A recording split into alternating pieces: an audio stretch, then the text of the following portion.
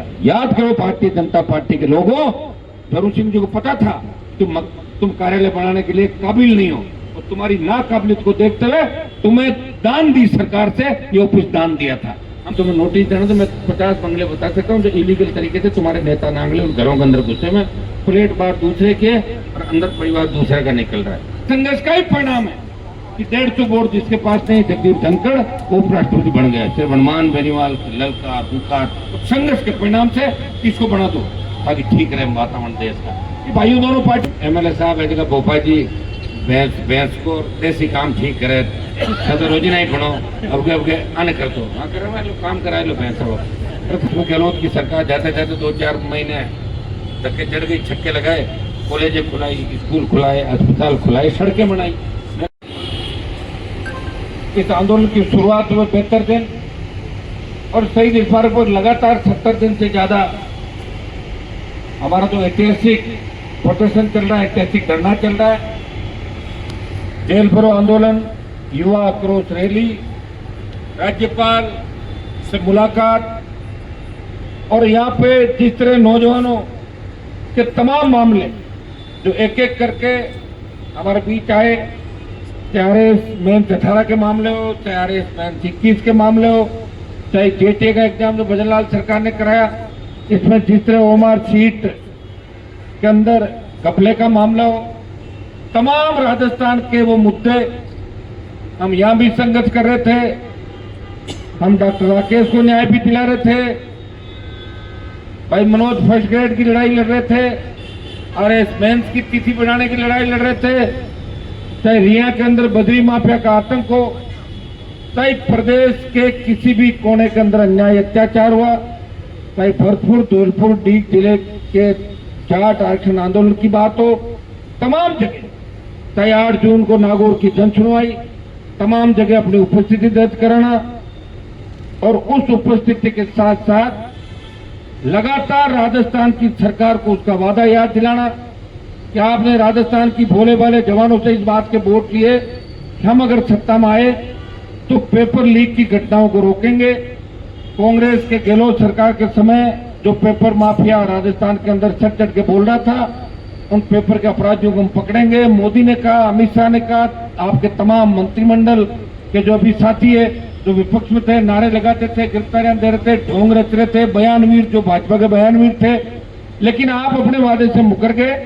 राजस्थान के बड़े बड़े जवानों से, किसानों से आपने वोट लिया, सरकार बनाई, और 2 साल के लगभग भजनलाल जी आपको हो गया। दुर्भाग्य से ऐसी सरकार हमने पहली बार देखी है जहां न पक्ष है ना विपक्ष। विपक्ष सो गया और पक्ष मौज कर रहा है। अगर कोई लड़ाई लड़ रहा है, राष्ट्रीय लोकतांत्रिक पार्टी का सांसद लड़ाई लड़ रहा है जिसका एक विधायक भी राजस्थान के अंदर नहीं है, फिर भी वो अपने किसानों के लिए, जवानों के लिए सड़क से लेकर सदन तक लड़ाई लड़ रहा है। भाइयों, अगर RP को 10 विधायक मिल जाते तो मजाल थी कि इस तरह के कानून राजस्थान के अंदर पास होते। किस तरह देश के अंदर जब किसानों को आवश्यकता पड़ी कृषि बिल के मामले में, सत्ता छोड़ के सड़क पाए, अग्निवीर का जो आंदोलन था उसकी अगुवाई करी, तमाम माफिया के खिलाफ लड़ाई लड़ी, और बजरी माफिया के खिलाफ जो राजस्थान में लड़ाई लड़ी, आज बजरी को सस्ती राजस्थान में अगर किसी ने कराया, बजरी माफिया पे 300 करोड़ की पेनल्टी लगाई, और पेनल्टी लगेगी, वो हनुमान बेनीवाल के संघर्ष का परिणाम है। लेकिन राजस्थान की जनता उस समय भूल गई जब तकलीफ में थी कौन था, और जब अच्छा समय आ गया तो वोट कांग्रेस बीजेपी को डाल दिया और राष्ट्रीय लोकतांत्रिक पार्टी को हरा दिया। अपने ही हाथों से अपनी पार्टी की गला घोंट के हत्या करने का काम राजस्थान के जवान किसान ने किया। लेकिन फिर भी मैं आपके साथ खड़ा हूं। मैं कांग्रेस के साथ अलायंस में गया, कांग्रेस ने मेरी पीठ में छुरा घोंपा, मेरा बाड़मेर का आदमी लेके भाग गए, और कांग्रेस पार्टी में बड़ी बड़ी डींगे आंक रही है। लेकिन आपने देखा होगा कि एक भी कांग्रेसी अगर आपके समर्थन में कोई बात बोला तो बताओ मुझे, बोल रहा है क्या? कोई बोलेंगे भी नहीं। चोर चोर मोसरे भाई, पहले गहलोत वसुंधरा गठबंधन, अब भजनलाल गहलोत का गठबंधन। अब गहलोत जी आज किस तरह की बातें करें, 3 दिन पहले कैसे बयान दे रहे थे। हाँ, ये सही है कि सचिन पायलट अशोक गहलोत के पास जाके सरेंडर हो गए, तो उसके बाद अशोक गहलोत वापिस सपने लेने लगे कि मैं 4थी बार मुख्यमंत्री बनूंगा। क्यों नहीं ले सकता? पायलट सरेंडर, मुझे लगता है एक तरफा चलेगा मामला। आप ये बताएं, एक व्यक्ति लड़ रहा है, ईडी, CBI, CID, SCB, कोई उसका कुछ नहीं बिगाड़ पा रही है, तो उसके भाई के नाम से कनेक्शन है, चोरी छुपे काट के भाग जाओ। बिल भर रहा है या सरकार जो सरकारी मकान अलॉट है, आप उसको नोटिस लगा दो कि आप खाली करो। अरे पहले बता देता ना, मैं तो एमएलए था जब भी तो लिया था, बिना एमएलए थोड़ी लिया था। अरे पार्टी कार्यालय दो आप हमारे को। और भारतीय जनता पार्टी का जो पार्टी कार्यालय है, ये भैरू सिंह जी शेखावत का बंगला था, सरकारी बंगला, उन्होंने अपनी पार्टी के नाम अलॉट कर दिया। याद करो भारतीय जनता पार्टी के लोगों, भैरू सिंह जी को पता था तुम कार्यालय बनाने के लिए काबिल नहीं हो, और तुम्हारी नाकाबिलियत को देखते हुए तुम्हें दान दी सरकार से, ये ऑफिस दान दिया था। हम तो दान भी नहीं मांग रहे, हम तो कह रहे हैं कि हमें किराया दे दो, अलॉट कर दो, हम किराया दे देंगे उसका। और पॉलिटिकल पार्टियों को किराए मिलते हैं हमेशा, जो भी राजनीतिक पार्टियां होती है उनके दफ्तर होते हैं, इससे पहले भी दफ्तर हुआ करते थे। लेकिन दुर्भाग्य देखिए, एक व्यक्ति इन चीजों की परवाह नहीं करता है। ये पूरा राजस्थान मेरा है, ये सड़कें मेरी है, जहाँ जहाँ रूम है, कौन सा बंगलों में आराम करने वाला आदमी। मेरे बच्चे तो यहाँ रहते ही नहीं है, मेरे बच्चे तो नागौर के अंदर रहते हैं। मुझे पता था ये जंग होगी, लड़ाई होगी, और मेरे पास, मैंने जयपुर में जमीनें नहीं बनाई, मेरे फार्म हाउस नहीं बनाए। अगर ऐसो आराम करता, सत्ता में रहता, तो मैं फिर यहाँ सड़क पर थोड़ी रहता। जो आदमी सड़क पर रहेगा वो सत्ता में नहीं रह सकता, और जो सत्ता में रहेगा वो सड़क पर नहीं आ सकता। इसलिए मैं सड़क को, क्योंकि मैं आपको सत्ता में देखना चाहता हूँ। ये मेरे संघर्ष का ही परिणाम है कि 150 वोट जिसके पास नहीं, जगदीप धनखड़ वो उपराष्ट्रपति बन गए, सिर्फ हनुमान बेनीवाल, ललकार दुकार, संघर्ष के परिणाम से इसको बना दो ताकि ठीक रहे वातावरण देश का। भाइयों, दोनों पार्टियों को प्रदेश से मेरे समाज से बने थे पहले लगातार। हनुमान बेनीवाल ने लड़ाई लड़ी, फायदा समाज को मिला, दलित को मिला, शोषित को मिला, पीड़ित को मिला। हाँ, मुझे आप लगातार जीता रहे, इसमें कोई दो राय नहीं। लेकिन अगर आप क्योंसर की सीट इस बार जिता देते, और गजेंद्र सिंह ने जो मूंछ करी होती कि मेरी मूंछ मुंडवा दूंगा, अगर जीता देते उसकी मूंछ मुंडवा देता, और आज ये दिन आपको देखने नहीं पड़ते। ऐसा ही भर्तियां भी रद्द हो जाएगी, पता नहीं क्या क्या हो जाता है। लेकिन जब दिल्ली वालों को लगा कि हनुमान जी की ताकत तो कमजोर हो गई, तो खींवसर में चुनाव हार के, वोट मेरा बड़ा था, घटा नहीं। लेकिन कांग्रेस बीजेपी ने मिलकर जो हमला किया, उसमें हमारे लोग समझदार नहीं हुए। 1 लाख वोट हमारे और 65,000 शेड्यूल कास्ट, 15,000 मुस्लिम, 2 लाख वोट बीजेपी के विरोध के, और 86,000 वोट बीजेपी के। 2 लाख वोटों को 86,000 वोटों ने खींवसर के अंदर हराया। मेड़ता वाले ना समझ निकले, पहले मुझे मार दिया मेड़ता के लोगों ने, इसको टिकट दो, इसको दो, आपस में झगड़े कराए। फिर भोपालगढ़ हाथ से गया, और मेड़ता की जो लड़ाई है वो खींवसर में मेरे घर में डाल दिया आपने लाके, और मुझे भी सही कर दिया नहीं कर दिया। अभी इस बात में विचार करो आप। जो जिन चीजों को मैं हमेशा आपको कहता था कि मेड़ता के जो नौजवान है वो भावुक ज्यादा है, ज्यादा उनको वो होता है।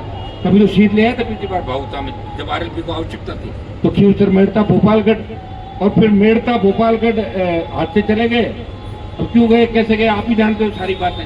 मैं तो आप जैसा कह रहे थे, काम में कमी रखी नहीं, मेड़ता में उतना ही काम कराया जितना खींवसर में कराया। हर जगह कॉलेज, अस्पताल, बड़ी चौड़ी सड़कें, और प्रयास मैंने किया कि मेड़ता जो राजनीति का केंद्र था, आज मेड़ता वाले ज्यादा नजर आ रहे हैं मुझे यहाँ पे, तो राजस्थान की राजनीति का केंद्र था। और मेड़ता के लिए मैंने रिया में पिछली बार लड़ाई लड़ी। रिया वालों की डिमांड थी कि हनुमान जी कॉलेज खुलाओ। लास्ट में गहलोत की सरकार जाते जाते 2-4 महीने धक्के चढ़ गई, छक्के लगाए, कॉलेजें खुलाई, स्कूल खुलाए, अस्पताल खुलाए, सड़कें बनाई। मेरा खुद का तो कोई काम था नहीं। लेकिन दुर्भाग्य से हमारे ही लोगों ने, जो ना समझते, मैं नहीं कह रहा हूँ बीजेपी में चले गए, लेकिन कांग्रेस में चले गए हमारे लोग, एकता करें। कुछ हमारी कमियां थी पार्टी, कुछ पार्टी के अंदर नए बच्चे थे, उनको पंचायतें सौंप दी, जानते नहीं, नए बच्चे तो नहीं होते, एकदम से नए बच्चों को पूरी पंचायत सौंप दो। तो इसलिए कहते हैं पहले बारात जाती थी ना, तो उसमें एक बुजुर्ग आदमी को ले जाते हैं, अब अरे लड़ाई झगड़ा करे, घमार आ जाओ, कोई बात। सही बात है ना शैतान जी? हाँ, तो इसलिए तो कहते थे कि बारात में एक बुजुर्ग जरूरी है, छोरा पार्टी है। तो छोरा पार्टी, मेड़ता के अंदर छोरा पार्टी ने ये इधर उधर के ग्रुप बना के मामला गड़बड़ कर दिया। बिना फालतू को 20,000 वोट तो दे दिए कांग्रेस में ले जाके, और 10-5,000 वोट गड़बड़ कर दिए। जो मेड़ता की लड़ाई थी वो खींवसर में फंस गई। नहीं तो मेड़ता के अंदर जिनको आप एमएलए बनाते हैं, तो वो वोट मुझे खींवसर में दे रहे थे, और नहीं दूसरे वाले दे रहे थे। अब आप समझते हो सारी गणित क्या हुई खींवसर के अंदर। और फिर अपने लोग बोले थे, अरे मैंने कहा तुमने मेरे को ही वोट नहीं दिए। बोले साहब, एमएलए साहब ऐसे कहा, भोपा जी भैंस को देसी काम ठीक करे, तो रोजी नहीं बनो, अब के आने कर दो। हाँ, करे लो काम कराए लो भैंस। भैंस को काम कराना है, राज करना तो बताओ, भैंस को काम तो 50 रुपए में कोई करती कंपाउंडर आए तो ये बोला बड़ा किया आपने। अब बेटा गोटा माँ तो गाल के आ रहा गलत हो गई। नागौर की ताकत देश में बढ़ाई, शिवसर की ताकत प्रदेश में बढ़ाई, और मेरी ताकत वहीं घटा दी आपने। ये तो बाहर का वातावरण राजस्थान का ठीक बन गया कि आपको अपनी ताकत याद दिला रहे। तेजाजी महाराज का जयकारा देश में लेके गया मेरे भाइयों। नाथुराम जी रामनिवास जीता थे तो तेजाजी के नाम से यहाँ राजधानी के आसपास कोई किसी शहर का नाम रखवा थे, उनको कौन मना कर रहा था बताओ मुझे? तो पूरे 70 साल राज के अंदर रहते, उन्होंने कभी जयकारा नहीं लगाया, करनाल जाने का नाम नहीं लेते। ये तो मैं ही हूँ तो तेजाजी का जयकारा विधानसभा लोकसभा हर जगह लगा के और सबको संतुष्ट किया। मुझे खुशी है कि राजस्थान के बाद साथ साथ हरियाणा, पंजाब, यूपी, दिल्ली, मध्य प्रदेश तमाम जगह तेजाजी का गायन और तेजाजी गीत गाते हैं। तेजाजी के गीत के साथ ही झूम उठते हैं किसान के बच्चे, चाहे जाट हो, गुजर हो, मीणा हो, धाकड़ हो, मेघवाल हो, तमाम तेजा गायन पे नाचने लग जाते हैं। तो हनुमान बेनीवाल प्रयास कर रहा है आप सबको साथ लेके एक नए जयकारे के साथ और एक नई चीज के साथ आपको लेके चल रहा है। मैं तो वो भी जमाना देखा विश्वविद्यालय के अंदर राजनीति करता था।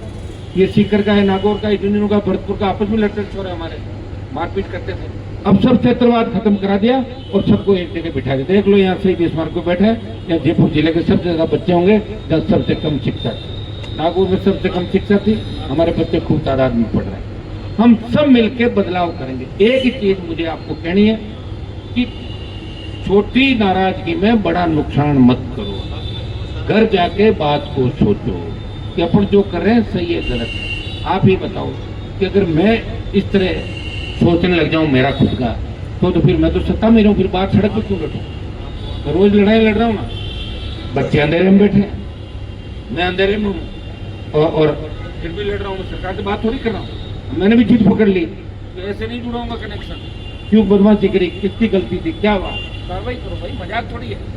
और ये तो मैं वहां नहीं था और मैं होता तो अपना भी नहीं आते, आप भी जानते हो। अगर मैं होता और आ जाते तब मैं मानता का है, चोरी छुपे करके चले गए, नोटिस दे अरे हमें यहाँ कुछ घुमाफिया नहीं जो कब्जे करे भाई।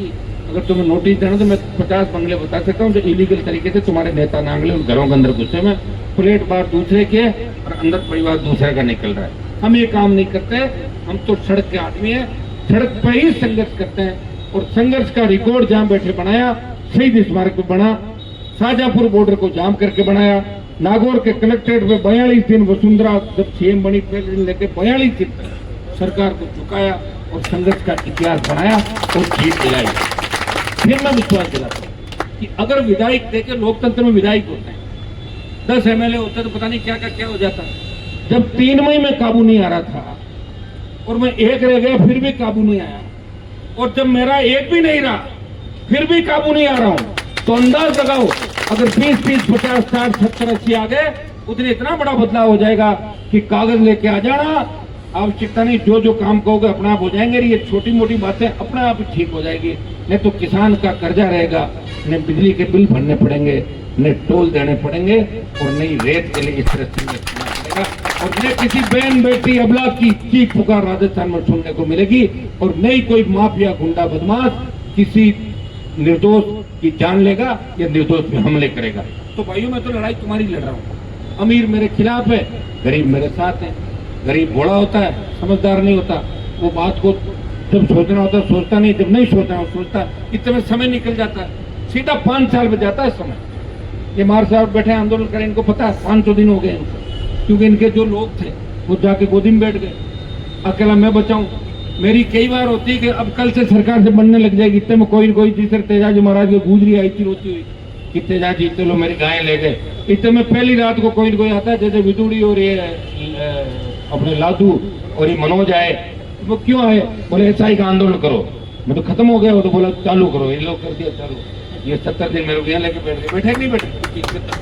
तो अब देखो कोई भी पुकार करेगा मुझे वहां जाना हो, इसलिए मेरे साथ रहो तो सोच के रहना, कोई जरूरी नहीं कि राज मिले। हाँ ऐसी छोटी मोटी चलती रहेगी तुम्हारी, कभी गाड़ी छोड़ दी, कभी तुम्हें छोड़ दिया, पकड़ लिया, छोड़ दिया, हल्ला हो गया, गुल्ला हो गया, ये चलेगा। अन्याय नहीं होने दूंगा, अत्याचार नहीं होने दूंगा, ये मैं आपको विश्वास दिलाता हूँ। और मेरे से जो भी फायदा होगा मेरे परिवार का नहीं करके मेरे भाइयों का करूंगा, आप सबका करूंगा, इतना विश्वास दिलाता हूँ। दिल्ली कूच की हमारी तैयारी का ऐलान हम 1-2 दिन के अंदर करेंगे। हमारी कार्यकारिणी भी आ रही है दिल्ली। देखो सारे काम सही चल रहे हैं। अब थोड़े दिनों बाद पता क्या होगा, जयपुर में घर नहीं होगा, कनेक्शन नहीं होगा अंधेरे में, और संघर्ष फिर भी जारी रहेगा। समझ में आ रही है ना? तो मेरे हिसाब से